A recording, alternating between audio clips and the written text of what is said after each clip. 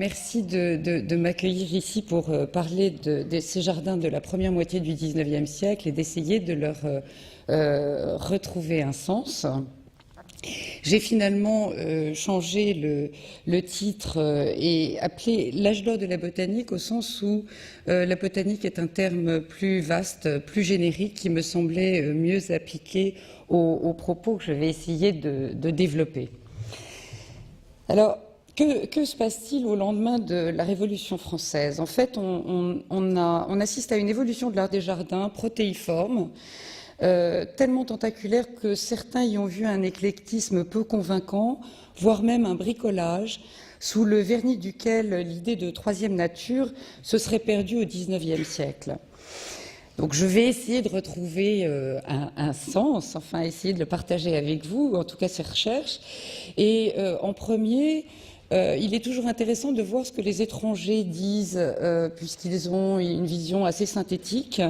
Donc je m'intéresserai à ce que dit Loudon, qui est un paysagiste et publiciste anglais du XIXe siècle extrêmement connu, qui a consacré près de 300 pages à l'histoire et à la description des jardins de l'Europe et de certains pays du monde, dans une gigantesque encyclopédie qui a été de nombreuses fois rééditée, qui s'appelle Encyclopedia of Gardening. Et que dit-il en ce qui concerne la France? Il définit la Révolution comme troisième étape marquante de l'évolution de l'art des jardins, en raison, dit-il, je le cite, du savoir botanique et scientifique accru, ainsi que de la diffusion des agréments du jardin sur tout l'ensemble de la société. Donc on a là deux clés de lecture, l'une qui concerne les progrès de la botanique et la deuxième qui concerne la démocratisation du jardin. Et nous allons donc essayer de regarder ce qui se passe autour de cette extension de la mode des jardins et du changement de regard qui s'opère sur une forme de représentation de la nature, tant en matière d'utile que d'agréable. Les jardins utiles seront aussi abordés. Les plantes font donc l'objet d'un savoir théorique tout en étant des objets de diffusion tangibles qui sont propagés par le renouvellement des jardins et par les introductions. Alors, l'objet de cette contribution est d'évoquer quelques pistes de recherche sur cette question de changement d'imaginaire de jardin, qui révèle les plantes à la fois comme êtres vivants ayant des caractères propres, et puis comme élément et comme symbole d'un grand corps organisé qui s'appelle la nature. Donc je commencerai d'abord par examiner la question de la forme de ces jardins, puisqu'elle est tellement diversifiée que je crois qu'il faut qu'on s'y arrête un petit peu. Puis nous distinguerons, sans prétendre à l'exhaustivité, les pistes de recherche suivantes. Le jardin comme lieu d'expérimentation et de rationalisation d'un savoir. On pourrait dire un jardin encyclopédique qui introduit les plantes. Et puis ensuite, on s'intéressera au microcosme de la plante et à sa physiologie, c'est-à-dire la plante pour elle-même. Et je conclurai cette conférence, cet exposé, sur l'enjeu ontologique qui se cache derrière cette étude du vivant et que l'on peut malgré tout lire en filigrane à travers les jardins. Bien que la période chronologique soit arbitraire, je retiendrai, malgré quelques transgressions possibles, deux dates tout à fait symboliques. 1793, parce que c'est la date de la ratification des nouvelles mesures, dont le système métrique et le système décimal par l'Assemblée nationale, ce qui représente en soi une révolution dans la logique d'analyse et de pensée du réel pour la société. Et pour mémoire, il faut savoir que ce système de mesure a été exporté d'ailleurs par Napoléon lors de ses conquêtes, donc sauf en Angleterre, qui était passé beaucoup plus récemment à ce système. C'est une date aussi qui est celle de la création de l'école polytechnique, qui nous intéressera tout particulièrement pour le XIXe siècle et notamment en matière de jardin pour la deuxième moitié. Et c'est encore la date 1793 où le Muséum d'histoire naturelle, qui est nouvellement créé, place la diffusion du savoir botanique au cœur de sa mission. Il faut savoir que dès le premier décret, il y a bien sûr toute l'importance de l'étude qui apparaît, l'importance aussi de relier les sciences entre elles, mais en même temps, le peuple se voit conférer par la Révolution une place éminente dans les discours savants, et les sciences et leurs représentants doivent désormais répondre aux exigences de la mission qui leur est attribuée, c'est-à-dire celle d'éclairer le peuple. Et la fin de cet exposé sera marquée par la date de l'avènement du Second Empire, 1851, puisque c'est une date symbolique où on voit la systématisation des principes de l'art du jardin, systématisation faite par les ingénieurs. C'est un moment de rationalisation du progrès, d'une volonté de synthèse entre art et industrie, qui est marqué par la naissance des expositions universelles, dont celle de Londres de 1851. Donc je m'intéresserai à la période qui se trouve entre les deux. Sur la question de la forme, un premier personnage, Chateaubriand, qui, dans ses mémoires, revient à la fin de sa vie sur la passion qu'il avait pour les jardins, et dit qu'au retour de l'immigration, il n'y avait de si pauvre banni qui ne dessina les tortillons d'un jardin anglais dans les 10 pieds de terre ou de cours qu'il avait retrouvés. Moi-même, n'ai-je pas planté jadis la vallée aux loups? Donc il est en train de regarder, presque de se caricaturer lui-même, mais de revenir sur une époque où on comprend qu'on est allé dans une mode assez particulière et voire assez excessive. Néanmoins, et il faut tout de même dire tout de suite, et là c'est presque un peu agressif après les photos précédentes, que malgré toutes les critiques de l'abbé Delille avant la Révolution sur le système de Lenôtre et sur le croissant meurtrier que l'on utilisait pour tailler les arbres, malgré tout, il se trouve que le modèle régulier est maintenu pour les parcs princiers, pour les parcs de palais. Il est néanmoins fort décrié par tous les théoriciens et commence à trouver une vague réhabilitation chez Ludovic Vitet, qui est le tout premier inspecteur général des monuments historiques, juste avant Prosper Mérimée, puis ensuite chez un archéologue, Paul de Wint, qui écrit un essai historique sur les jardins en 1855 et donc qui décide de réhabiliter ce modèle. Pendant un moment, les fameux tortillons de jardins anglais dont parle Chateaubriand ne vont pas envahir l'espace du jardin. Ici, on a un exemple qui est l'exemple de Saint-Cloud, où on garde la structure régulière de ce grand parc.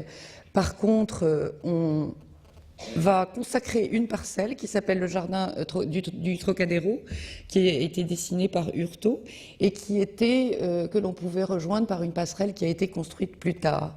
Et ça, c'est une chose qu'on aperçoit également sur les cadastres, c'est que dans nombre de propriétés, ce jardin dit anglais, on en verra un peu plus sur cette dénomination, sur cette qualification tout à l'heure, n'occupe pas la totalité de l'espace, mais parfois simplement une parcelle de jardin. Il faut revenir à certains modèles sur ces jardins irréguliers, certains modèles qui sont antérieurs à la Révolution, et à certains des théoriciens qui ont pu y intervenir. Donc il y a évidemment le parc d'Ermenonville, avec un théoricien qui y aurait participé au début, mais Girardin le décrit, qui est un paysagiste extrêmement important, qui s'appelle Jean-Marie Morel.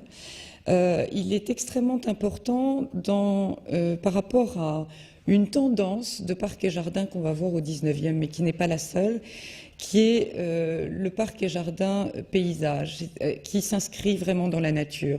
La première partie de son traité est d'ailleurs consacrée au climat, et c'est-à-dire qu'il met le jardin en retrait et qu'il le voit toujours comme soumis par rapport aux règles de la nature.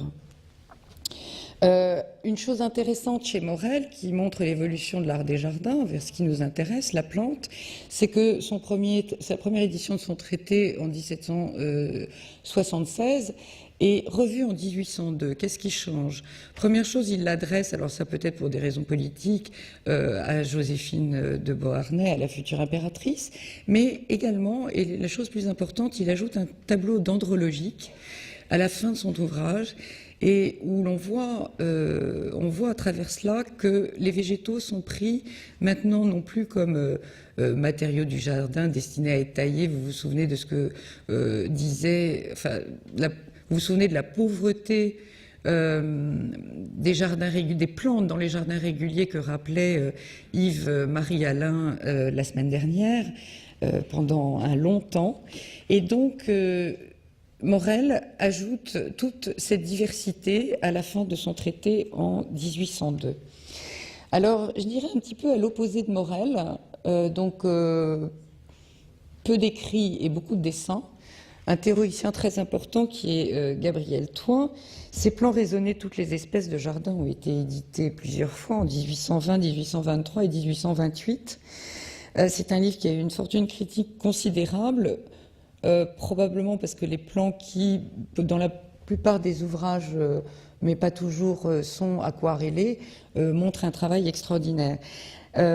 Contrairement au précédent, Gabriel Thoin promeut par le dessin énormément les fabriques, et il s'inscrit, comme vous le voyez, par ce plan imaginaire de Versailles sur la gauche, il s'inscrit bien davantage dans le parc pittoresque ou le parc anglo-chinois du XVIIIe siècle, avec des tracés assez tourmentés, que ce soit pour les eaux ou pour les chemins serpentins. Il donne la part belle dans des vignettes aux fabriques et donne la part belle à l'architecture. Alors, c'est un traité qui a fait forger l'admiration, mais qui a néanmoins été décrié pour une raison qui est assez amusante, c'est qu'il va tenter de faire une classification de jardins, dans lequel, et là on remarquera que les jardins utiles sont les premiers jardins cités et que les jardins d'agrément sont les derniers. Et ensuite, il va avoir une classification qui est un petit peu artificielle, même très artificielle. Ce qui est intéressant, c'est de se dire qu'on tente de classer les jardins comme de la même façon que son frère au Muséum d'histoire naturelle et les autres botanistes tentent de classer la nature et tentent de classer les plantes. Donc on remarque une influence très scientifique par rapport à cette démarche. Alors,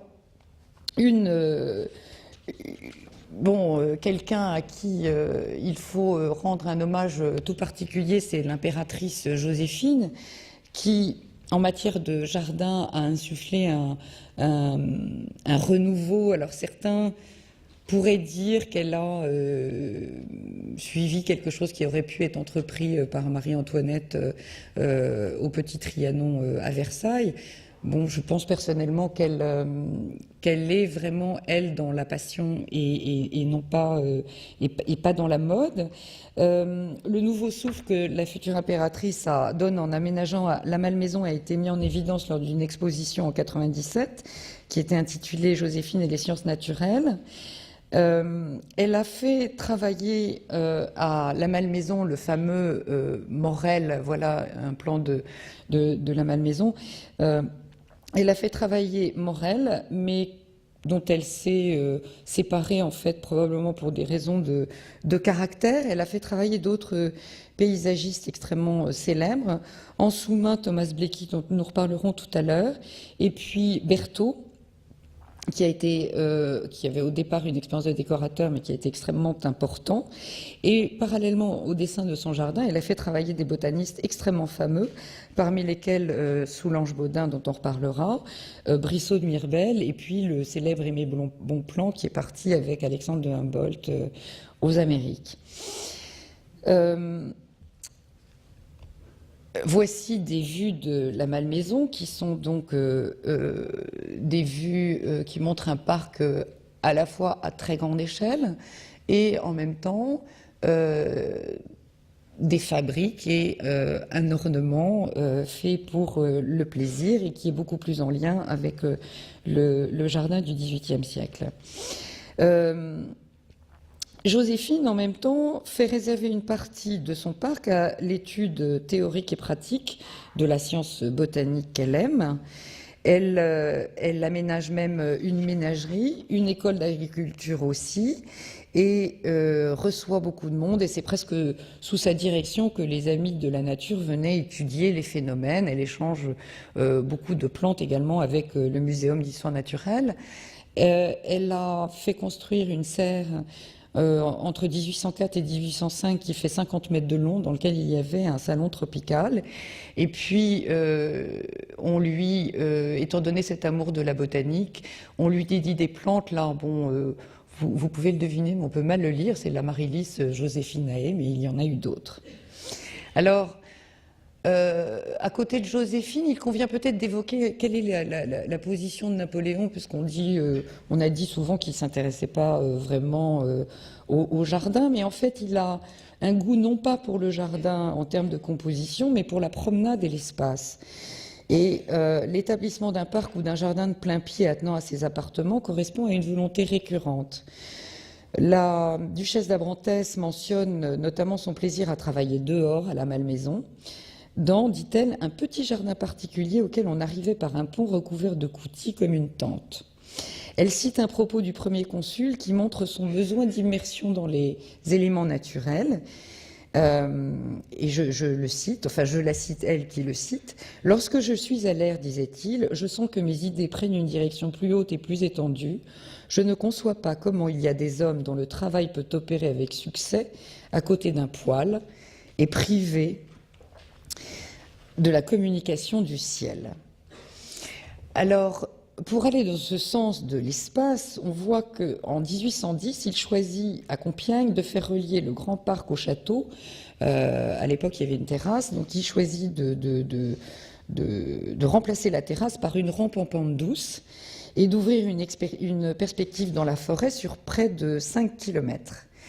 Et dans un rapport de 1810, Berthaud, qui était en charge de ce jardin, rapporte le programme de Napoléon, et je le cite, il dit « L'important est de lier le plus tôt possible le château avec la forêt, qui est le véritable jardin et qui constitue tout l'agrément de cette résidence. »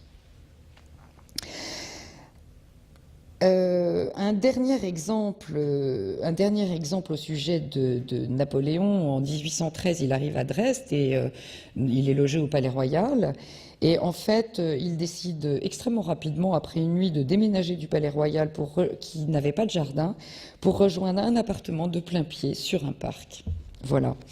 Alors, bien évidemment, Joséphine donne le ton, mais ensuite la mode se répand dans toute la nouvelle cour et avant la nouvelle cour, également dans la famille impériale. Tiens, voilà encore une autre photo du château de Compiègne.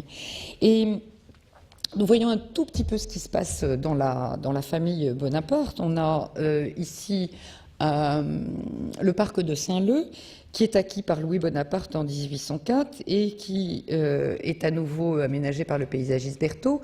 Et ce parc nous permet de voir un petit peu ce qui se passe entre le jardin du 18e.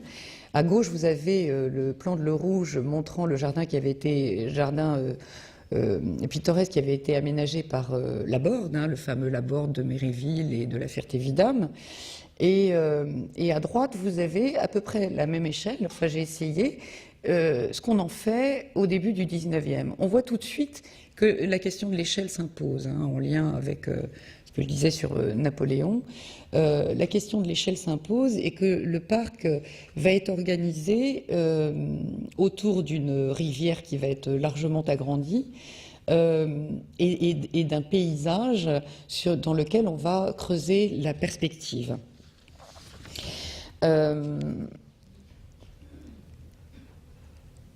Deux mots sur Berthaud, dont je vous avais dit qu'il avait été décorateur, qu'il s'était fait connaître par ce qu'il avait fait pour Madame Récamier.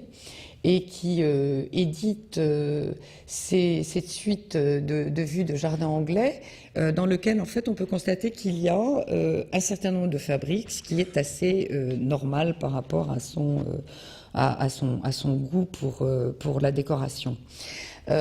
Pour revenir à Saint-Leu, là, également pour comparer des plans entre le début du 19e siècle à gauche et ensuite vous avez vers 1835 toujours un plan de Saint-Leu mais qui est publié dans un traité de Nicolas Vergniaud. On voit là encore ce qui se passe. On est en train, vous voyez qu'on a à gauche une césure assez radicale entre les parties ouvertes, enfin découvertes plutôt, et la partie boisée. Et on voit à droite l'évolution de ce parc que l'on va réunifier, où l'on va densifier les parties découvertes.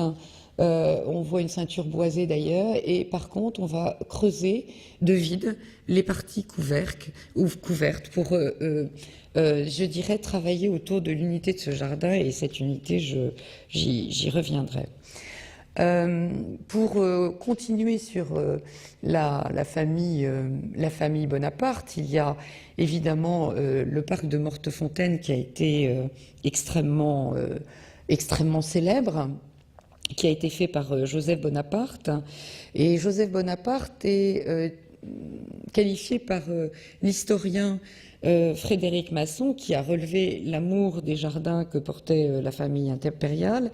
Et il dit « Ce goût des jardins, on le retrouve chez Lucien au Plessis, à Frascati, à Viterbe, à Canino, partout où il passe, chez Louis à Bayon, donc à Saint-Leu, aussi, chez Elisa à la Villa Vicentina, plus que tous les autres, Joseph semble avoir poussé loin le goût de la nature, à moins que ce ne soit celui de la propriété, là il se moque, puisqu'après Mortefontaine, la dernière résidence de Joseph Bonaparte fut Point Breeze aux États-Unis, qui fut un lieu de travaux considérables de 1816 à 1839.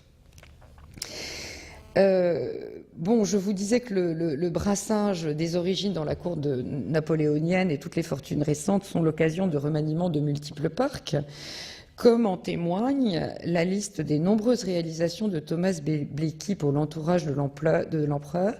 Et là, il faut saluer le remarquable travail de Patricia Taylor, qui a retrouvé aux États-Unis un carnet de comptes qui donnait la liste des clients de ce paysagiste après la Révolution française.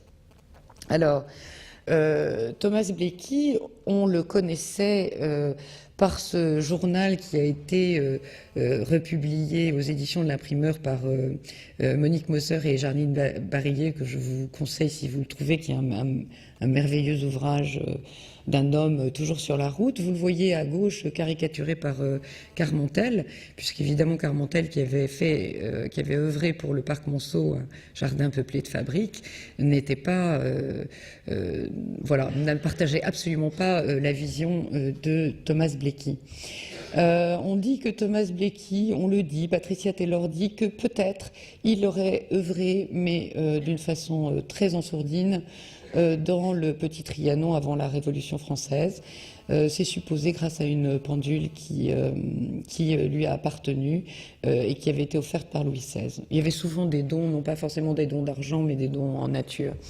Thomas Blakey, alors là il y a plus d'archives, a œuvré dans le parc de Raret que vous connaissez, que nous connaissons tous grâce enfin pas le parc, mais le château, grâce au film de Jean Cocteau, La Belle et la Bête.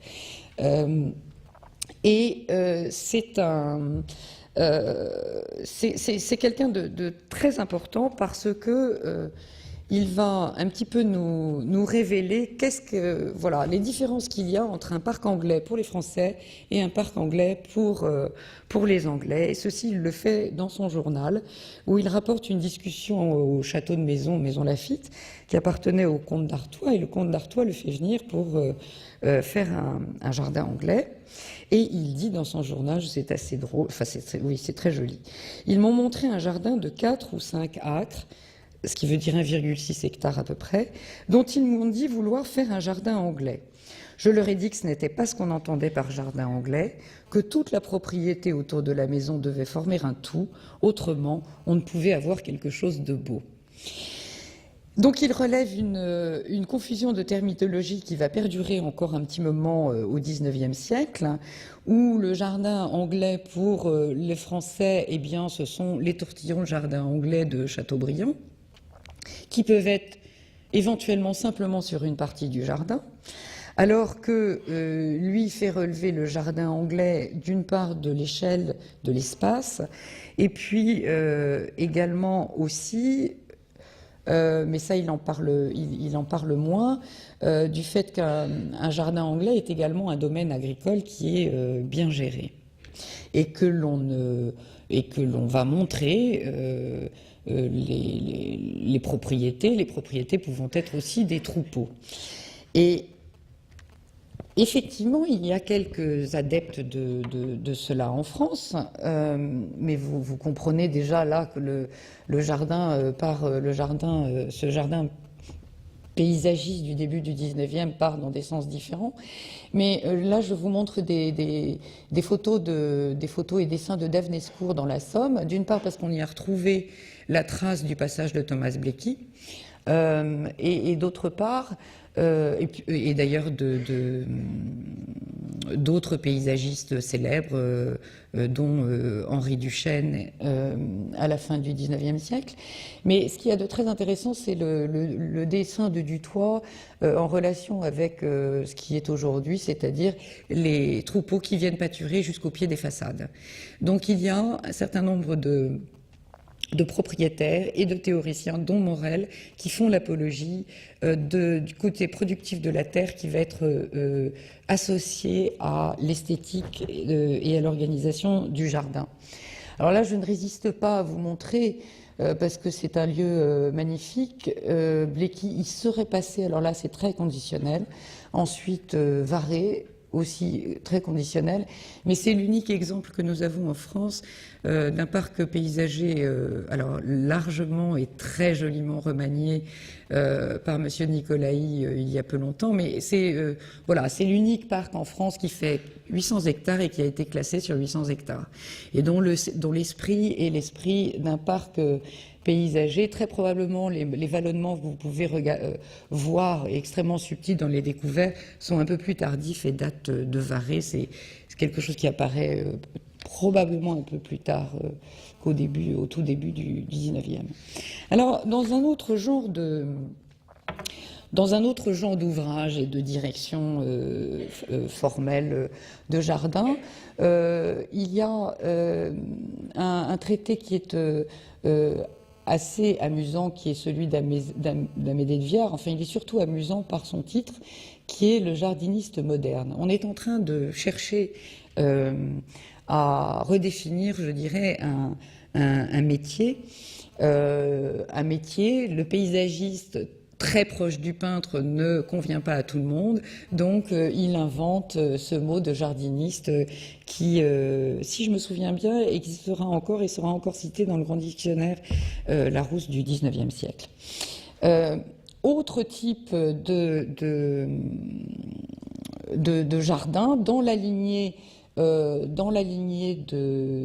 d'une part d'Ermenonville, enfin donc de Morel, on va dire, et de Thomas Blakey, c'est Lalo. Alors Lalo n'a pas écrit un traité tout à fait passionnant, mais par contre il a fait de très beaux jardins, dont celui de Launay-Baffert en Maine-et-Loire, où dans un terrain très plat, donc difficile et ingrat, il a fait un parc paysager avec des perspectives allongées, détourner le cours d'une rivière, planter un certain nombre d'arbres d'ornement choisis.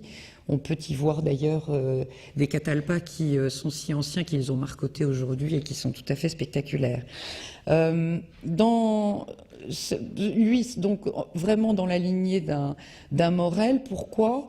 D'une part parce qu'il cite beaucoup Girardin dans son traité, et d'autre part parce qu'on retrouve dans les archives du propriétaire que le propriétaire également était allé à Ermenonville et l'avait dessiné comme modèle, et c'était donc ce qu'il souhaitait faire, c'est ce qu'il souhaitait faire en Anjou.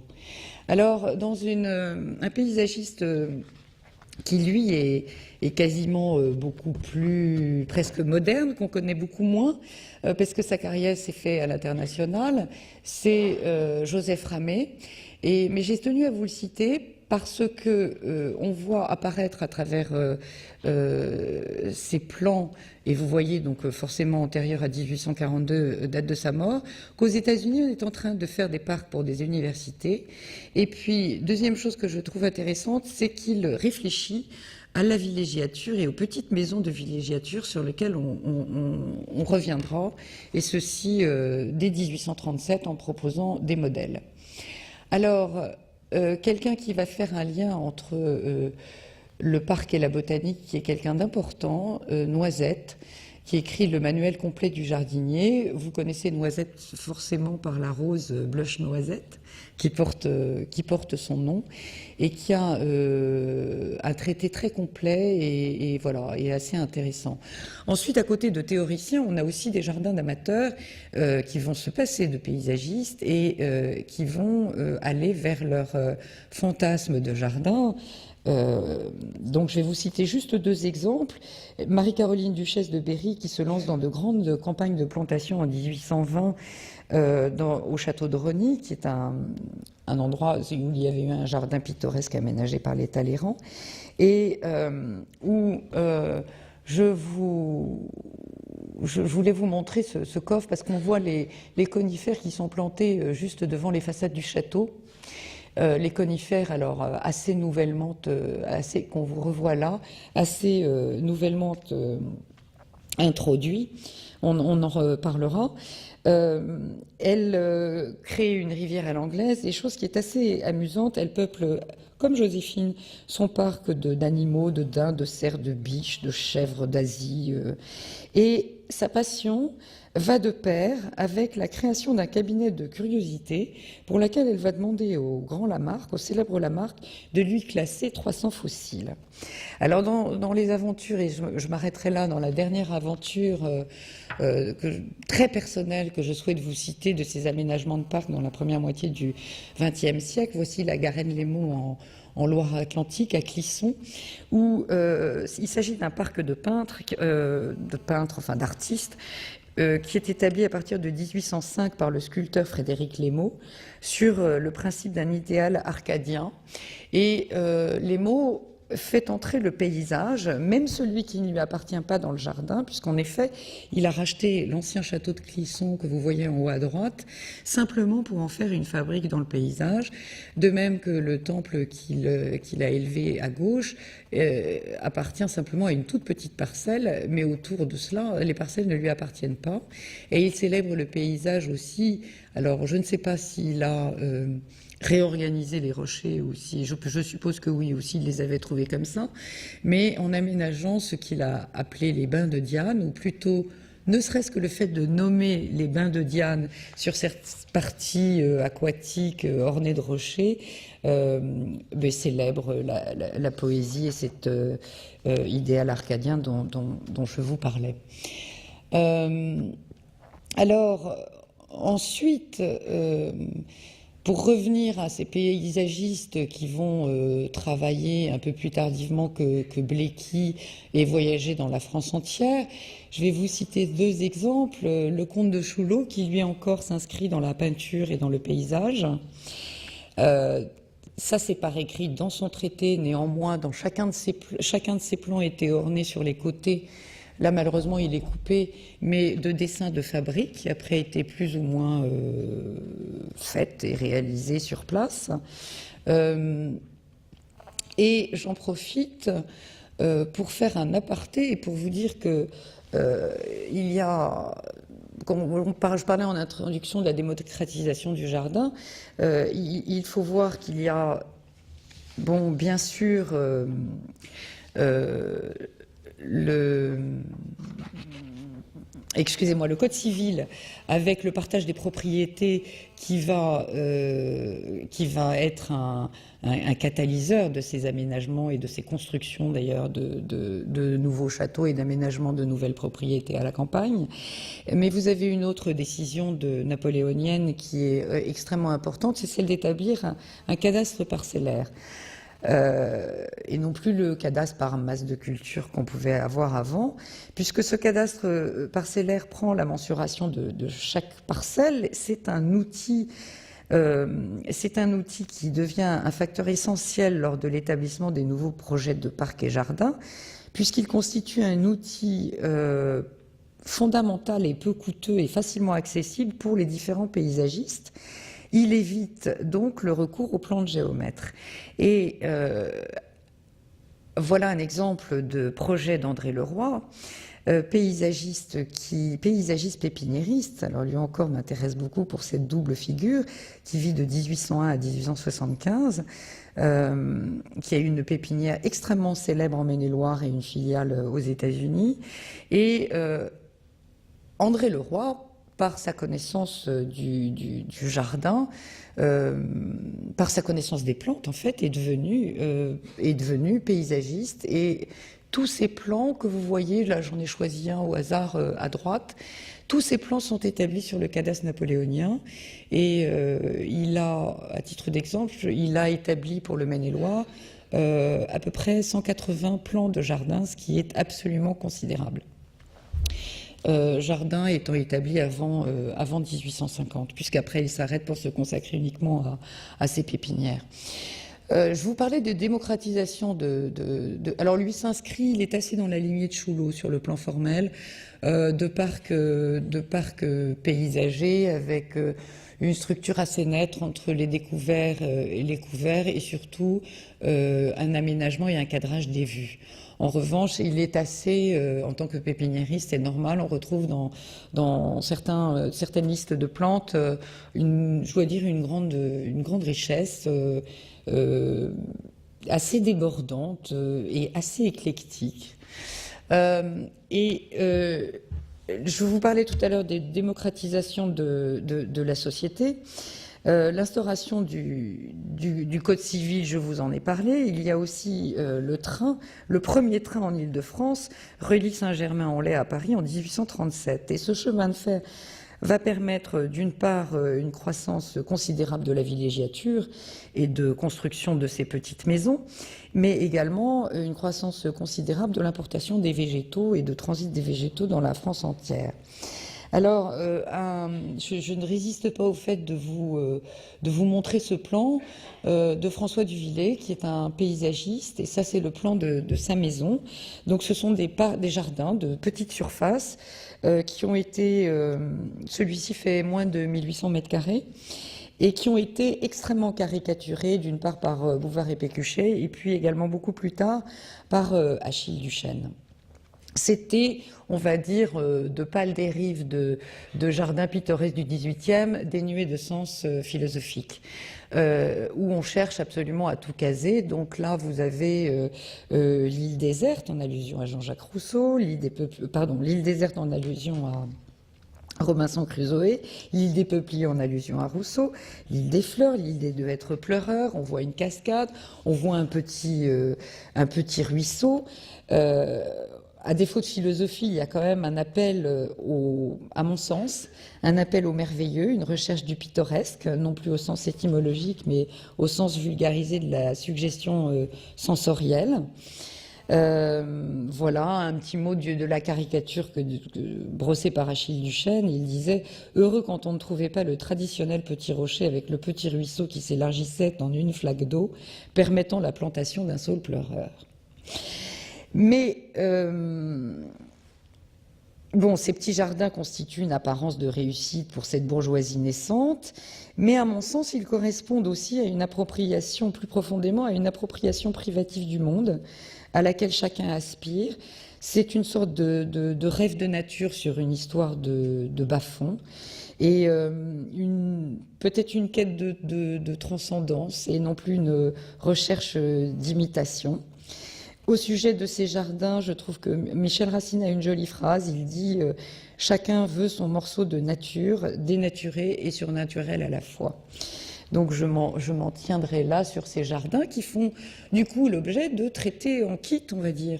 À gauche, vous avez encore un jardin de Duvillers organisé, et ça c'est amusant, il est traversé par la voie ferrée. Donc c'était pour illustrer mon précédent propos.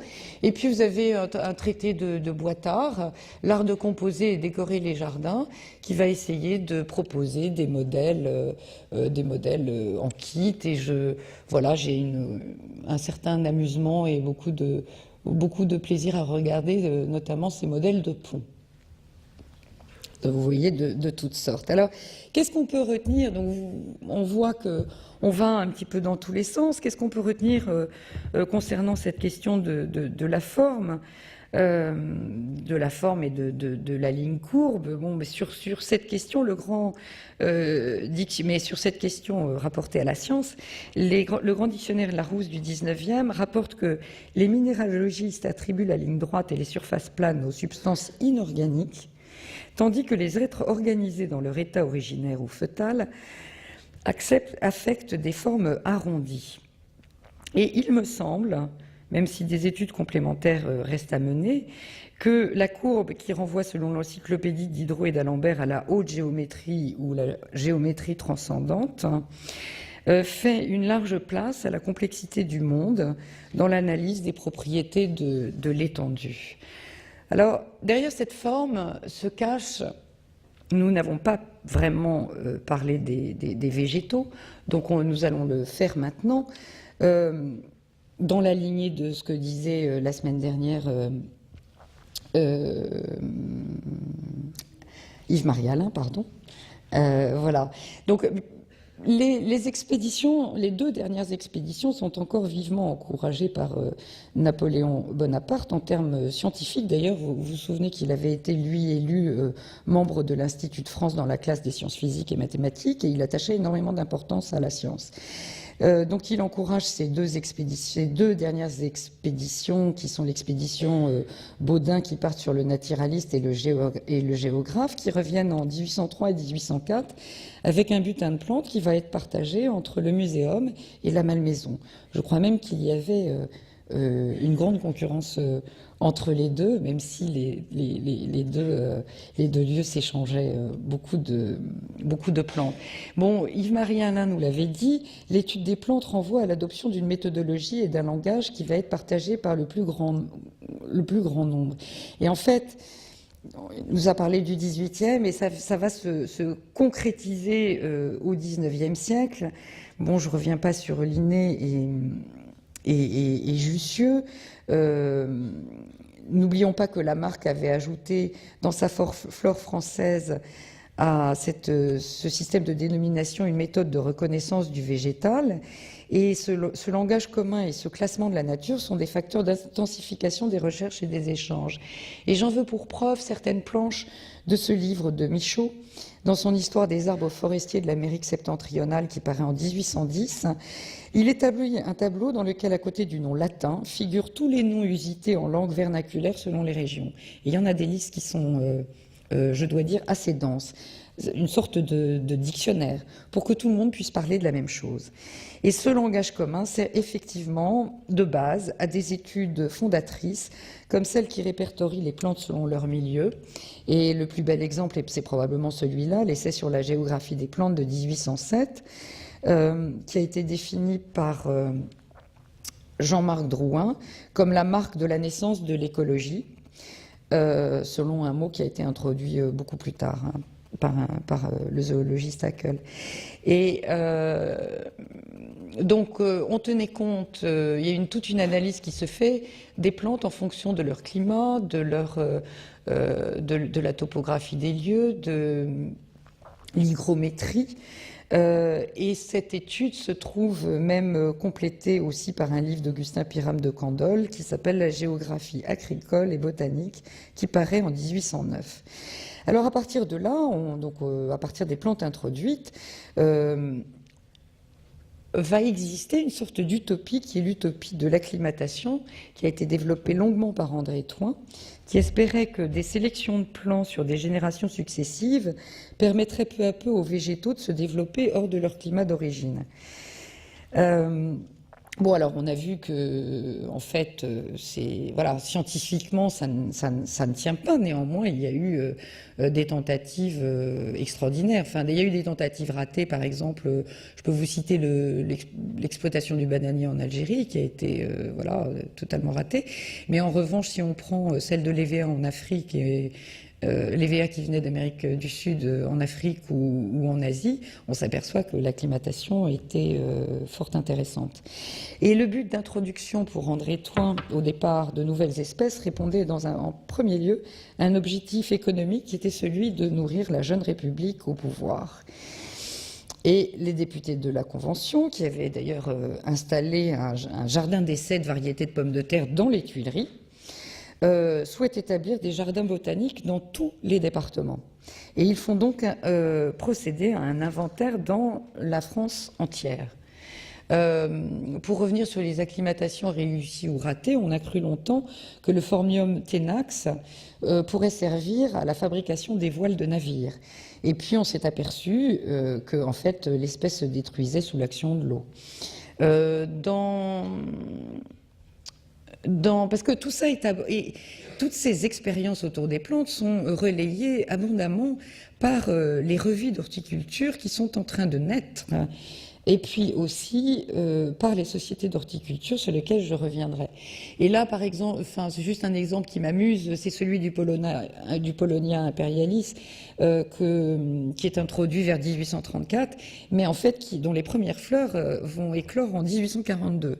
Et pendant presque 10 ans, on attend de savoir si l'arbre va fleurir, et le jour où il fleurit, ça fait la une des magazines. Donc ces différentes expériences d'introduction, d'acclimatation, d'hybridation aussi sont relayées par une nouvelle littérature périodique horticole. Elles se perçoivent dans de nouvelles sortes de jardins. Elles se perçoivent d'abord dans des pépinières. On commence à faire des pépinières modèles. Vous savez que Barrier-Deschamps, qui dessinera les jardins du Second Empire, se fait repérer à Bordeaux par sa pépinière et par sa serre. Il y a ici une image de la serre de Vanout en Belgique. Il y a également, on décide de faire des nouveaux jardins qui ne sont pas vraiment des jardins botaniques, qui s'appellent des jardins d'essai. Et là, vous avez une photo d'un projet de jardin d'essai qui, lui, a bien existé. Par contre, dans la pépinière des Chartreux du Luxembourg et dont François Duvillers avait dressé un projet. Alors, en fait... C'était pas des jardins dessinés, puisque c'était des jardins d'expérience, et on y cultivait les plantes. Une fois qu'on en avait retiré toutes les observations qu'on voulait, on passait à autre chose. Mais donc, les sociétés d'horticulture se mettent à avoir des jardins de ville. Et puis, un dernier type de jardin que je trouve intéressant de mentionner, c'est que dans cette période d'expansion coloniale, eh bien Gabriel Thoin nous propose 2 planches sur le projet de ferme dans la zone torride. Alors, je vais être un peu rapide sur ce sujet, mais je parlais en introduction, mais les apparitions prolifiques de nouvelles plantes sont également liées au développement de l'horticulture et de l'hybridation, ou la fécondation croisée entre les espèces, où on voit bien que là, l'homme se met dans une sorte de position démiurgique, puisqu'il lui-même va fabriquer des nouvelles plantes. Pour revenir au jardin botanique, là, nous avons un des premiers jardins botaniques créés à Gand en 1797. Enfin, je veux dire jardin de société d'horticulture, pas jardin botanique, puisqu'il y en a depuis longtemps. Et celui-là va organiser, vous voyez, une exposition de plantes dès 1809, et c'est la première dans le monde, entre guillemets, français.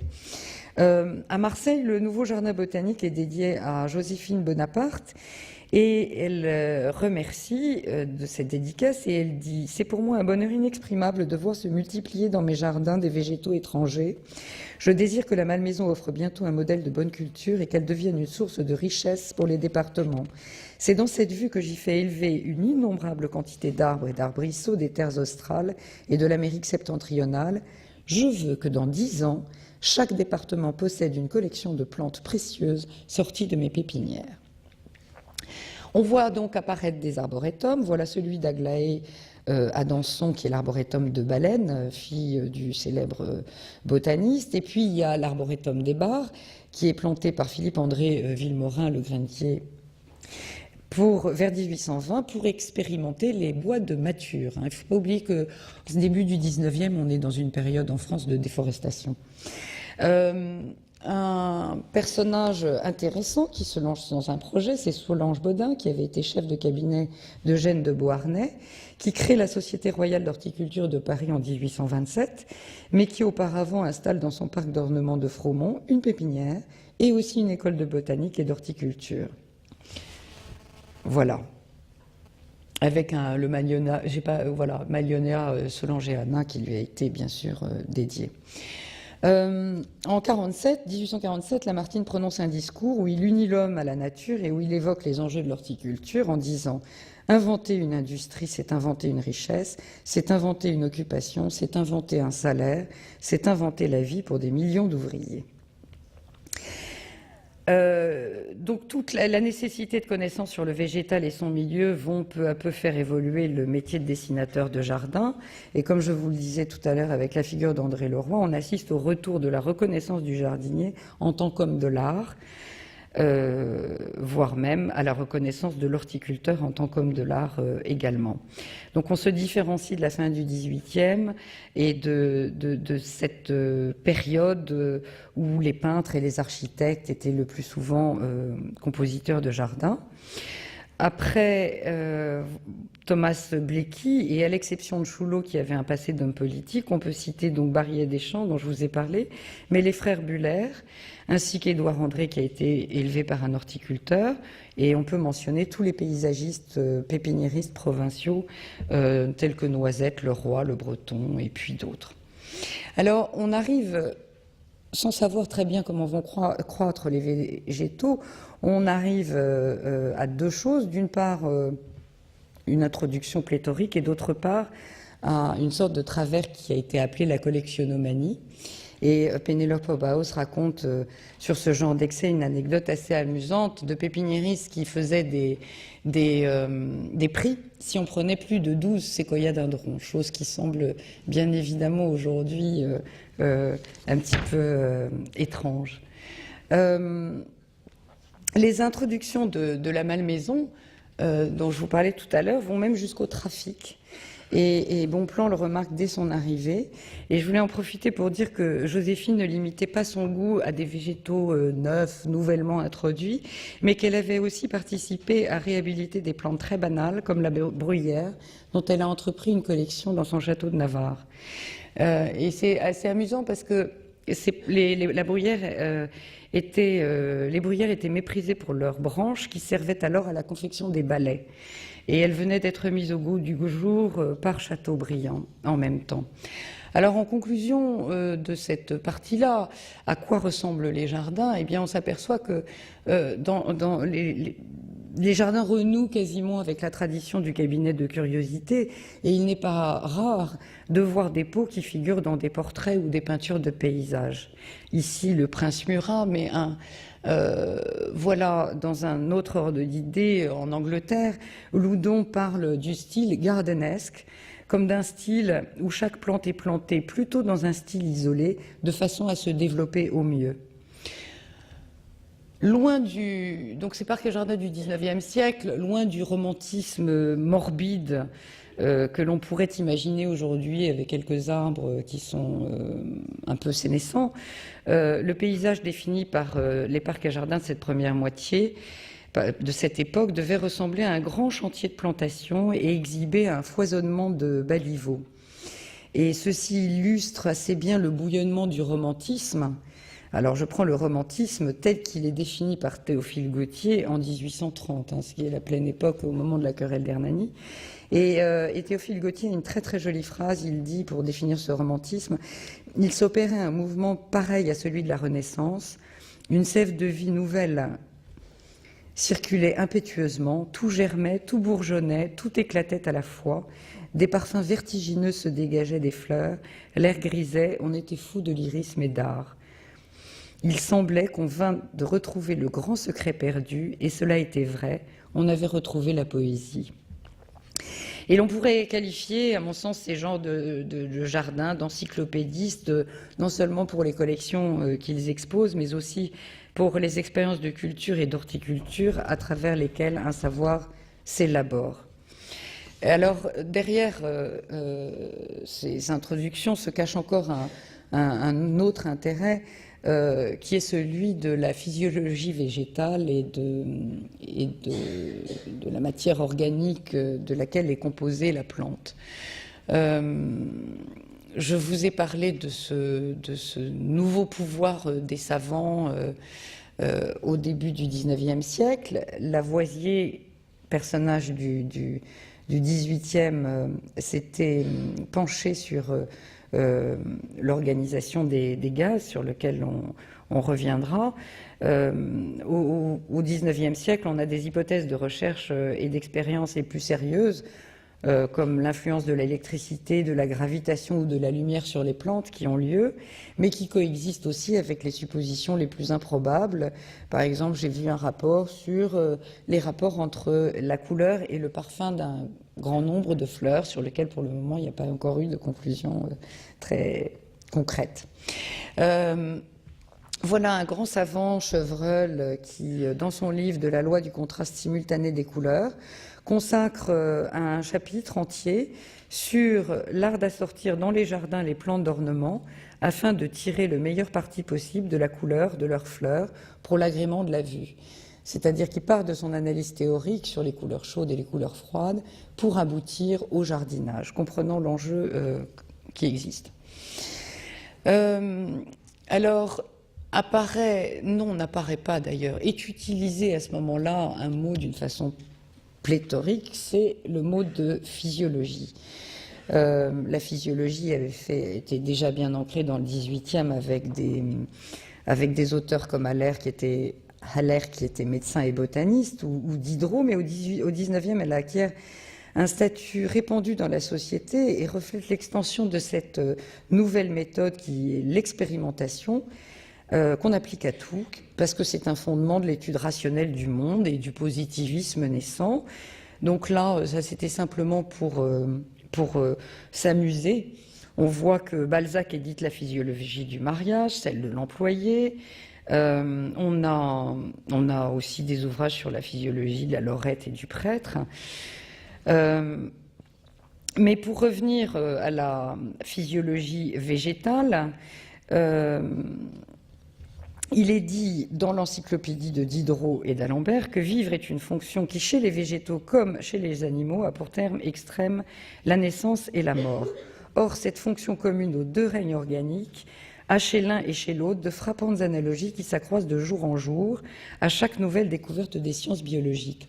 En fait, on est en train de mettre en lien les trois règnes de la nature. En 1829, le naturaliste et pléthorique vulgarisateur Pierre Boitard, dont vous aviez vu un certain nombre de ponts tout à l'heure, écrit un manuel de physiologie végétale. Et il dit cette chose amusante. On ne peut plus douter aujourd'hui que les végétaux ne soient doués d'une faculté fort difficile à expliquer et à laquelle on a donné le mot d'irritabilité. C'est à cette faculté qu'il faut attribuer les causes de tous les autres phénomènes de la vie. Elle est le résultat direct d'une autre faculté occulte qu'on a nommée force vitale, de l'irritabilité reconnue dans les plantes démontrée par le mouvement. Le cultivateur doit tirer cette conséquence que les végétaux sont capables d'éprouver une souffrance organique. Ce sont des choses assez curieuses. Et il ajoute, en un mot, la plante souffre comme l'œuf que l'on brise ou que l'on plonge dans l'eau bouillante, comme le serpent et le loir que l'on dissèque pendant leur engourdissement, comme l'homme malade plongé dans un profond sommeil. Donc, on a un flou lexical qui relève du foisonnement des questions posées par une discipline autour de la botanique qui est en pleine expansion. Donc on voit les mots d'horticulture, de botanique, de phytologie, d'organologie, d'organographie, de biologie. Je vous en passe. Au départ, ça veut dire à peu près la même chose. C'est seulement plus le temps passe, plus les disciplines vont se spécialiser. Une découverte qui est essentielle pour nos parcs et jardins, c'est les découvertes sur la photosynthèse qui ont été synthétisées par Nicolas Théodore de Saussure. Je n'ai pas le temps de vous dire quels ont été les autres chercheurs et savants qui ont participé à cela, mais c'est très important. La découverte du dégagement de l'oxygène par les plantes va nous emmener assez loin dans le renouvellement, dans la part que les plantes peuvent avoir, dans le renouvellement des parcs et jardins dans la ville notamment. Donc on s'aperçoit que les feuilles des plantes frappées par la lumière solaire versent continuellement dans l'atmosphère des torrents de gaz oxygène qui proviennent de la décomposition de l'acide carbonique et de l'eau. Et ces découvertes vont permettre une invention qui est celle de la serre Ward, que vous voyez à droite dans une version plus tardive. Et on expérimente un premier voyage qui va durer à peu près 6 mois, dans lequel, contrairement à autrefois où les plantes voyageaient soit dans des paniers, soit dans des boîtes, comme Yves-Marie Alain l'a montré, mais les boîtes, on les ouvrait sur les bateaux, et là, non, la plante voyage dans sa totale étanchéité. Alors, cette découverte va rencontrer, sur la photosynthèse, va rencontrer la préoccupation d'une nouvelle instance qui est créée en 1802, qui est le Conseil d'hygiène et de salubrité publique de la Seine. Rappelons que Paris était extrêmement pollué et que la population de Paris augmente d'environ 30% entre 1801 et 1817, selon les chiffres proposé par Auguste Chevalier. Et la première préoccupation des hygiénistes n'est pas l'eau, mais c'est la purification de l'air. On dit, enfin il y a beaucoup de témoignages qui disent que les odeurs de putréfaction, notamment de la Grande Santine qui était plus ou moins sur le lieu des buts de Chaumont, partant de Vendeste, se sentaient jusqu'au Louvre. Donc on peut imaginer la difficulté, qui n'est pas d'ailleurs étrangère à toute la construction de ces maisons de villégiature et ces jardins de villégiature. Et Pierre Boitard, toujours le même, en 1829, dit une chose très importante sur l'incidence photosynthèse jardin en ville, c'est sur la connaissance que l'on a de ces phénomènes qu'est fondée la mesure sanitaire prise dans la plupart de nos villes de planter en arbre tous les terrains dont il est possible de disposer pour cela. Il est certain que si l'on pouvait planter toutes les rues comme le sont tous les boulevards à Paris, on ne verrait pas la population sédentaire des grandes villes dégénérer aussi rapidement par l'effet des gaz délétères qu'elles respirent sans cesse. Face à cet état de fait, on peut constater que le végétal se trouve quasiment investi d'un pouvoir rédempteur. Et à ce sujet, il y a même un glissement qui s'opère entre le pouvoir rédempteur physique lié à l'oxygène et le pouvoir rédempteur moral qui va être conféré peu à peu, au sens où un certain nombre de jardins, d'hôpitaux d'aliénés vont comprendre des parcs et jardins. Mathilde et Jackie Pigeot avaient souligné que l'aliéniste Pinel en 1801 considérait la culture du jardin comme le moyen le plus sûr et le plus efficace pour les malades d'être rendus à la raison, et qu'il proposait d'adjoindre à tout hospice d'aliénés un vaste enclos, ou plutôt de le convertir en une sorte de ferme dont les travaux de culture seraient à la charge des aliénés convalescents. Alors cette idée est reprise par Esquirol. Là, je vous montre une maison d'aliénés qui est privée, encore un plan de Duvilliers dont vous reconnaissez probablement la main. À gauche, vous avez le jardin pour les aliénés femmes. À droite, vous avez le jardin pour les aliénés hommes. Et dans celui-là, on constate donc des petits jardins qui sont destinés à la culture des fous. Dans le même ordre d'esprit, et ça occupera la deuxième moitié du XIXe siècle, dans les écoles, on projette également de créer des jardins pour que les élèves puissent se familiariser avec la culture. Et vous le voyez sur tous ces petits jardins sur le plan de gauche.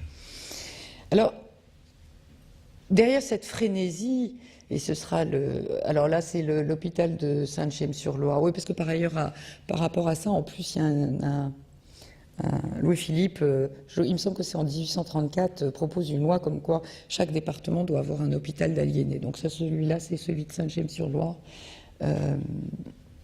qui avait donc un jardin. Alors, derrière cette espèce de frénésie, de plantes, de jardin, et j'aime beaucoup cette nature morte à la mâchoire de requin faite par peint par Antoine Bergeon en 1814 avec ce tiroir ouvert où on voit qu'il y a tout un savoir encore inconnu, enfin disons que c'est comme ça que je le perçois, un savoir encore inconnu qui va relier aussi bien les coraux dont on ne sait pas que ce sont encore des animaux que les coquillages ou cette mâchoire de requin et les plantes. L'univers, le savoir reste encore ouvert. Et derrière toutes ces recherches, il faut garder en tête que la question de l'origine et de l'extinction des espèces domine toute la première moitié du XIXe siècle, à partir des figures contradictoires de Lamarck et de Cuvier, et dépasse même cette moitié jusqu'à bien après Darwin. Il y a un ouvrage qui a été écrit là-dessus, formidable, de Goulven-Laurent, qui s'appelle Paléontologie et évolution en France. Et l'auteur souligne l'importance de ce débat qui est un débat international, qui est le débat de l'histoire de la Terre et de la vie. Et l'émulation des esprits, l'élaboration des thèses atteint des sommets grâce à une expression relativement libre. La multiplication des sociétés savantes et des bulletins en porte témoignage. Et sans m'apesantir, il y a, disons que les conclusions de Darwin ont été peut-être formalisées au départ par le transformisme de Lamarck, qui a été formalisé par Lamarck, qui d'ailleurs lui avait valu d'être rétrogradé au Muséum d'histoire naturelle à la chaire des invertébrés. Et Lamarck a fait l'objet d'une réhabilitation convaincante, mais face à lui au muséum, donc lui partisan du transformisme, vous aviez Cuvier qui lui était partisan du catastrophisme, c'est-à-dire du fait que le monde s'était créé par une suite de catastrophes. Et il est important de voir que on n'a pas tellement conscience en fait aujourd'hui, mais que c'est un débat tellement important que Goethe, en 1830, dit que ce débat-là, qui est poursuivi par Étienne Geoffroy Saint-Hilaire et Cuvier, est beaucoup plus important que la révolution qui a mené Louis-Philippe au pouvoir. Alors, l'unité de cette nature bienfaisante est défendue par Bernardin de Saint-Pierre, qui met en abîme l'infiniment petit en s'extasiant devant un microcosme sur le spectacle des forêts dans des mousses, des montagnes dans des grains de sable et des milliers d'animaux dans une goutte d'eau.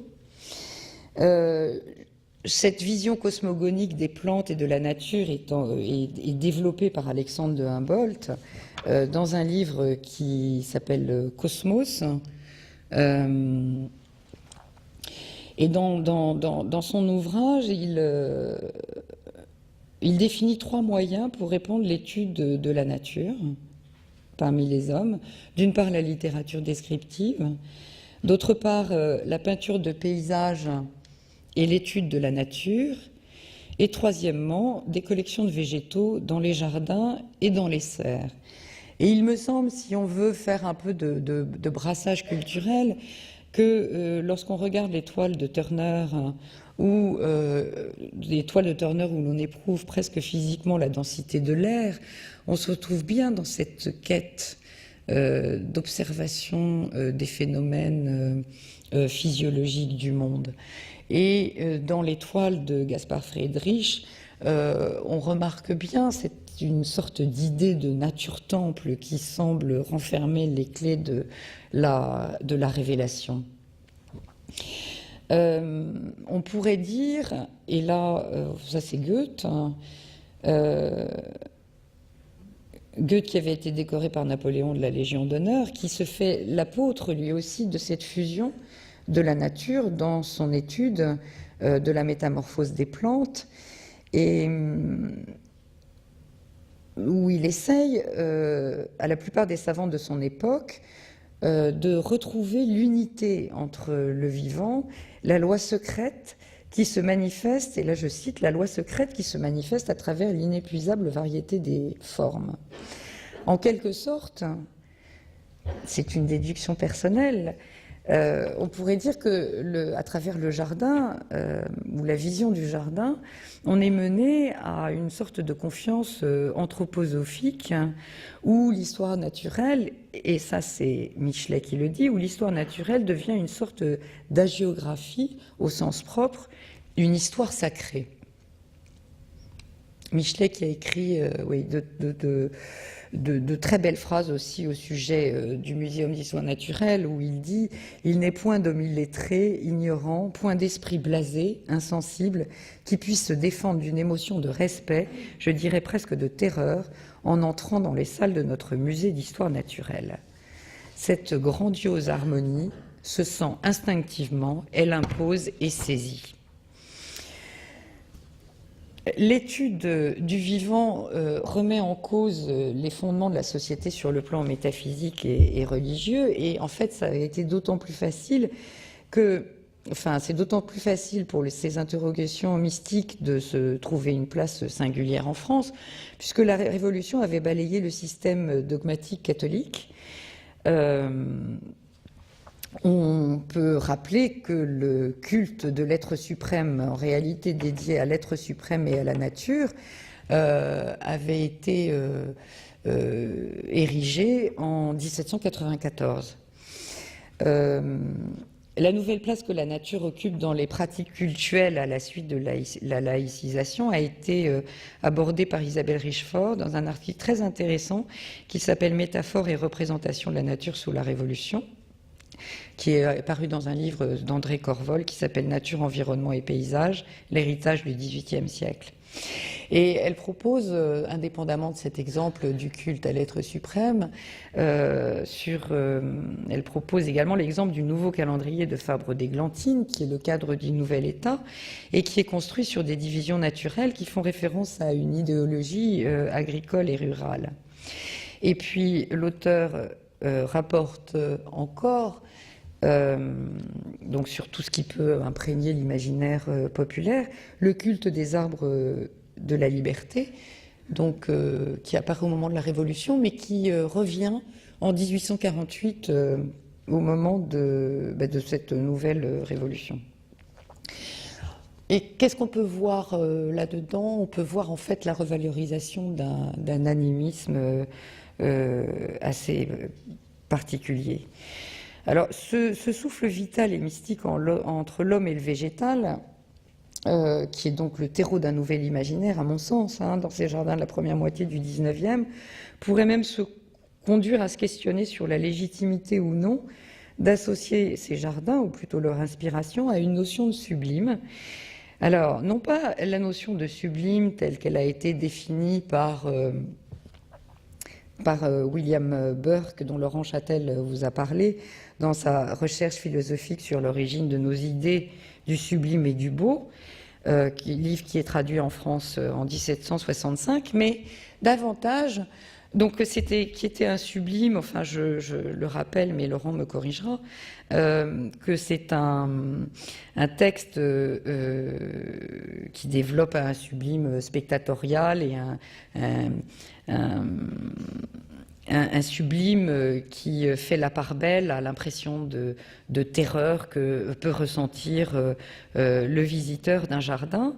Et là, je passerai à une autre catégorie de sublime qui est celle de Kant. Alors bien sûr, un auteur du XVIIIe siècle, cependant qui n'a été traduit sur ce sujet qu'au XIXe et qui a été très traduit au XIXe et qui développe ses conceptions dans la faculté de juger. Et lui, Kant vise un sublime, pour ainsi dire intellectuel, qui naît de la contemplation de l'infinité de l'univers. Il rejoint en ce sens Alexandre de Humboldt dont je vous parlais tout à l'heure, donc qui naît de la contemplation de l'infinité de l'univers, qui naît du décentrement de l'être humain, de l'éternité et de l'immortalité de l'âme. Le sublime naît donc de l'effet sur l'imagination, de la possibilité de concevoir par analogie la nature entière dans toute l'infinité de son extension en un unique système. Et là, je cite Daniel Dumouchel, qui avait fait un très beau travail sur le sublime et les limites du sensible dans la revue XVIIIe siècle. Donc, il me semble que, quelle que soit leur forme et leur utilité, dans leur représentation de la nature et du vivant, ces jardins de la première moitié du XIXe siècle pourraient renvoyer à cette forme de sublime et être investis d'un pouvoir transcendantal, être perçus d'un ordre ontologique.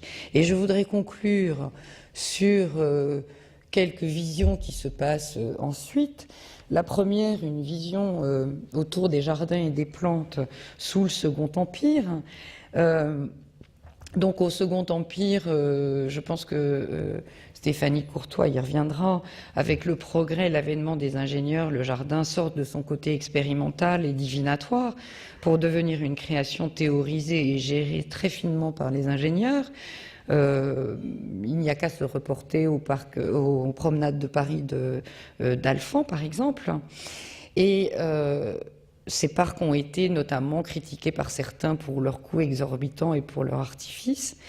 Et je voulais citer George Sand, qui se fait leur apôtre et qui les défend, et qui défend même, qui passe au-delà de leur caractère factice et qui dit « Combien de citadins n'ont jamais vu et ne verront jamais les sites pittoresques de l'Espagne, de la Suisse et de l'Italie, et les enchantements de la perspective particulière aux grands accidents de la montagne et de la forêt, du lac et du torrent, qu'à travers les fictions de nos théâtres et de nos jardins. »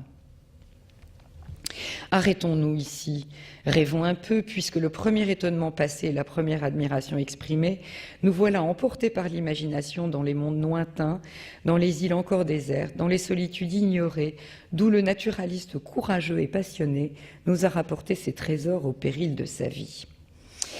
Et elle poursuit plus loin en disant qu'à travers les jardins, voilà l'enfant du peuple initié au besoin de connaître, de trouver et d'agir, par le frère oublieux de la misère, le luxe.